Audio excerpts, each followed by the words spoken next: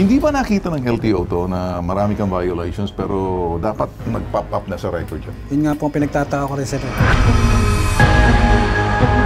Ilang beses ka na nag-renew ng lisensya? Bali, nakapag-renew po ako ng 2011, 2014, 2019, tapos yung latest po na ngayon, 2019. Base sa records ng LTO, lumalabas disregarding traffic signal at wala ka daw driver's license noon. By 1,899 days at 99,000 pesos. Laki. And then 2016, no loading and unloading. Ang penalty mo, umabot na ng 665 days at 17,400. And then yung 2019, no loading and unloading, ganun din, 14,800. Kaya ang total, 140,533 pesos and 75 centavos. Ang laki ah. Hindi kaya na nahuli ka na noon, hindi mo lang matandaan, na pabayaan mo. So, ganun nangyari. Pero ang tanong, ba't ka nakapag-renew 2011, 14, and 19? Ako po ay lumapit sa hashtag ipabitag mo para maayos yung problema ng aking lisensya na halos umabot ng 7 buwan na nakatenga sa Dipos, Quezon City. Para maayos, pinagbalik-balik. Nung magre-renew ako, nalaman ko meron ako nakapending na huli na 3 tickets sa Quezon City Hall. 2008 yung unang-una, 2016, and then 2019. Laking gulat ko, laki nung minulta nung mga violation ko na hindi ko naman, unang-una, hindi ko naman huli. Kung huli ko man yun, siguro ilang beses na ako nakapag-renew, dapat noon pa lang, nakita na kagad nila. Nung pagpunta ko nung Dipos na gano'n na ang kalaki yung multa nung lisensya ko, almost 150,000, saan ko namang kukunin na kamay na ano yun? Yun lang naman ang pinangbubuhay ko sa pamilya ko. Willing naman po akong bayaran yung violation ng aking lisensya. Pero yung penalty na napakalaki, dun po ako humihingi ng tulong. Baka matulungan niyo po ako sa ganung bagay para ako ay makapaghanap buhay na. I want you to take care of this, investigate. Kung siya nakakapag-renew at dahil binabalik ka siya 8, 9, 10. Kapag hindi mo, murahin din. Okay? Sige. Approve. You get it? Okay, Joel. Ako'y nagtataka, no? Doon sa reklamo mo na parang ngayon lang nila nakita ng 2024. May mga violations ka 2008, 2016, 2018. Pero nakakuha ka ng mga lisensya mo. Ilang beses ka na nag-renew ng lisensya mo? Bali, nakapag-renew po ako ng 2011, Okay. 2014, Okay. 2019, tapos yung latest po na ngayon, 2019. So, hindi ba nakita ng LTO to na marami kang violations pero dapat nag-pop up na sa record yun?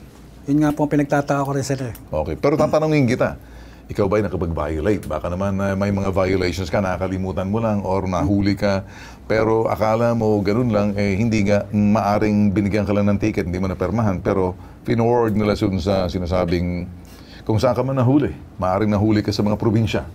Maaring nahuli ka doon sa ibang lugar na mga traffic enforcer, pero i-forward naman sa LTO, posible yun. Tapos medyo tumagal ang panahon, tsaka palang pumasok sa LTO, pero nanatili doon sa mga, kung ano man yung probinsya, ano man yung syudad na yung doon ka nahuli.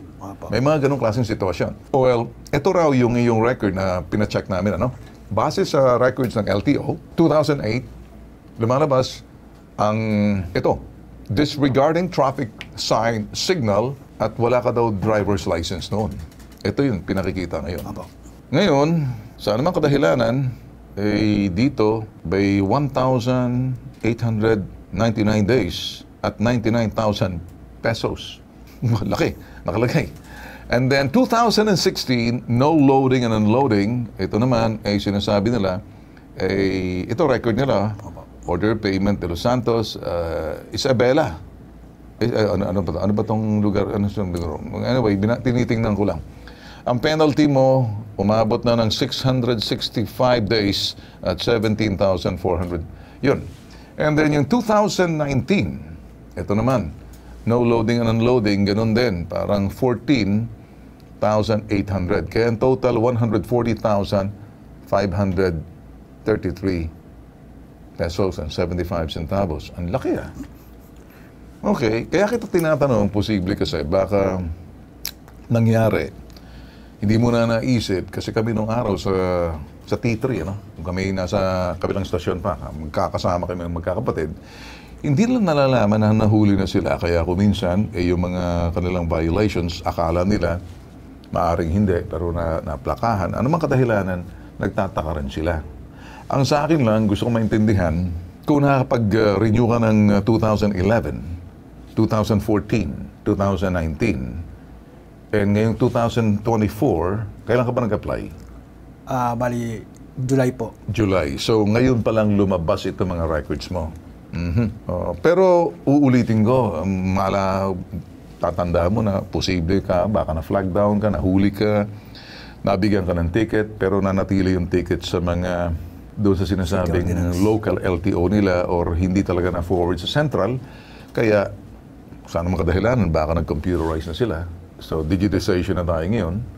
So, naglalabasan yan. Hindi kaya na nahuli ka na noon, hindi mo lang matandaan, na pabayaan mo. So, ganun nangyari. Pero, ang tanong, ba't ka nakapag-renew 2011, 14, and 19? Pero, ikaw lang nakakaalam yan kung nahuli ka nga ba or nag-violate ka kung kaya't nanatili yan. Kaya kita tinatanong. Hindi naman po, sir. Hindi kaya. Kasi, maalala ko po kung anong taon ako nahuli. Maalala ko po eh. Wala ka bang huli or nung araw, simula kasi kung bus driver ka, alam mo kung minsan, nahuhuli talaga at nahuhuli. Walang bus driver na walang na-clean records, di ba? Kasi everyday, or kahit na paano, madalas ka sa lansangan, mga simple violation, unloading, or disregarding, o ano man yung mga bagay na yan. Kaya kung minsan, kung clean record ka, kaya sabi mo, wala kang naalala. So, malinis ang record mo. Ni isang record, wala kang huli. Meron po, sir. Meron po akong huli. Saan ka nahuli? Naalala ko po kapag mayroon ako mga violation ng mga ganyan. Mga ilang beses ka na kaya nahuli? Dito po sa Quezon City. Labas ng Quezon City. Huwag lang sa Quezon City kasi baka marami na rin po. Sa LTO siguro mga 6. 6. Saan kaya yung mga huli mo na yun? Sa anong syudad? Laguna, dito sa Q-Mart. Quezon City yan? Quezon City, tapos dito sa... Wala ka ba sa Laguna or Cavite or Batangas or dito sa... Wala po. Balintawak? So, sabi mo, marami-rami na rin, mga 6. Naayos mo ba lahat yung mga violations na yan? Opo, sa LTO po, lahat po naayos ko po. Naayos mo. Ito, okay, bakit ito parang nagkakarap up? Dapat nakita to.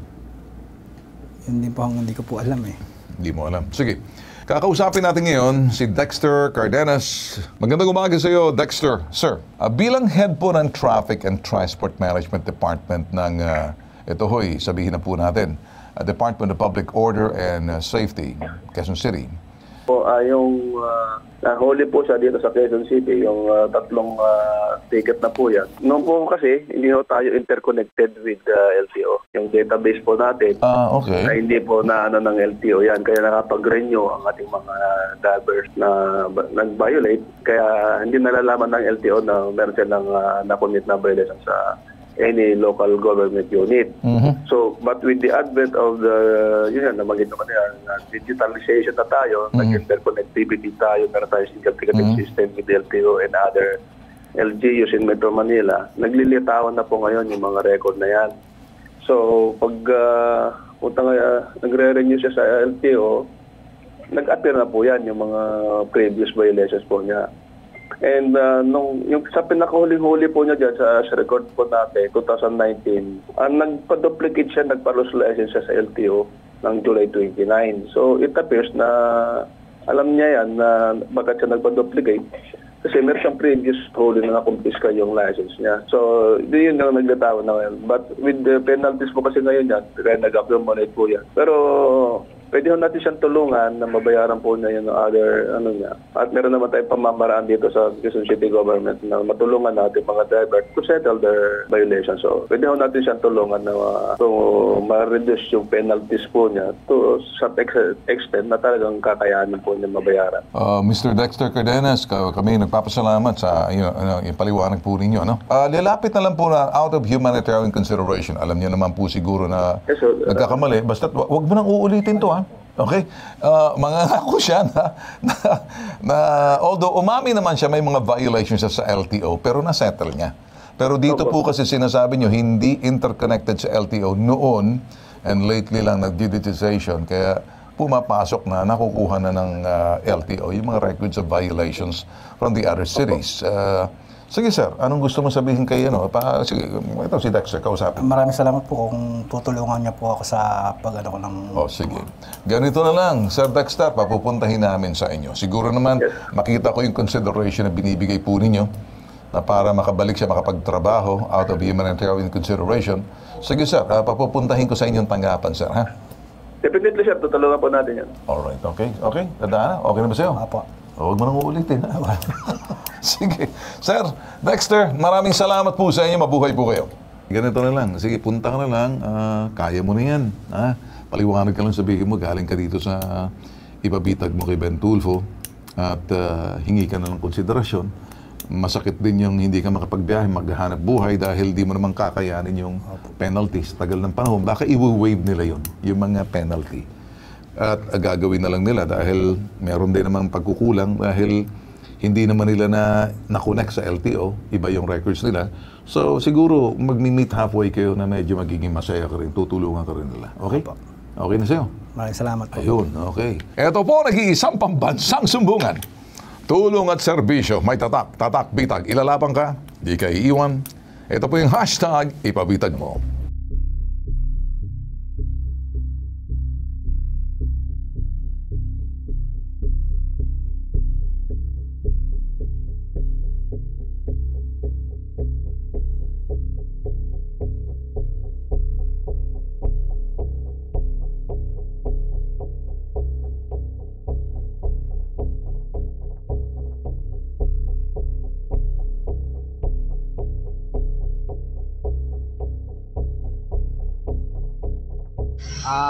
Sir Idol, maraming salamat po sa tulong ninyo. Ito na po, na-renew na po yung lisensya ko.